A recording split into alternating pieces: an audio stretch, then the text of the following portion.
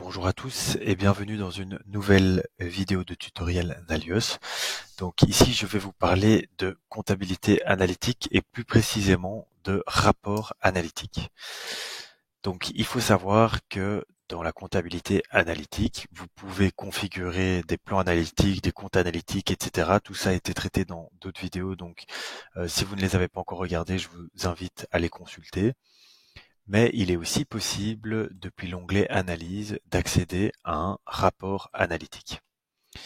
Donc ce rapport analytique qu'on va ici utiliser sous forme de table pivot, qui est pour moi le plus utile dans ce cas-ci, va vous permettre aussi de pouvoir faire de l'analytique en termes de rentabilité. Par exemple, ici, ce que vous pouvez faire, c'est que vous pouvez donc choisir d'avoir un regroupement ici donc de votre marge par projet. Et donc vous voyez ici, en fonction de vos projets, que vous êtes ici à plus 30 € par exemple. Et donc si ici vous voulez rajouter un niveau, ce qui peut être intéressant par exemple, c'est de rajouter un niveau produit. Et donc finalement, ce qu'on voit ici, c'est qu'on voit qu'on a moins 20 €, donc un achat probablement ici, et alors on a 50 € ici, donc qui serait probablement une vente.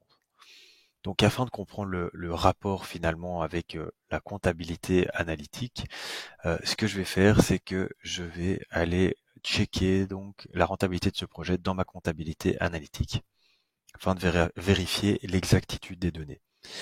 Donc ce que je fais, c'est que je vais ici dans la comptabilité. Cette fois, je vais aller dans mes plans analytiques. Donc on voit que j'ai d'abord mon plan projet qui était donc renseigné. Et donc dans le projet, celui que j'ai regardé, c'est marketing. Et donc on voit ici donc que j'ai mon projet marketing, on voit bien que j'ai 20 € de débit, 50 € de crédit, ce qui me fait un bilan de 30 €. Et c'est bien ce que j'ai ici. Et donc on voit que j'ai bien donc moins 20 €, 50 €.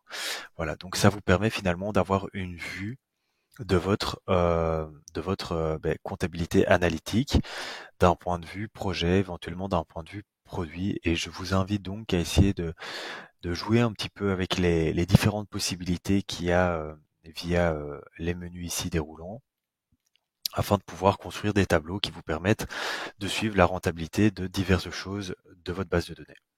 Voilà, j'espère que cette vidéo vous aura été utile. N'hésitez pas à mettre des commentaires, des questions en commentaire si vous en avez, et je vous souhaite une excellente journée.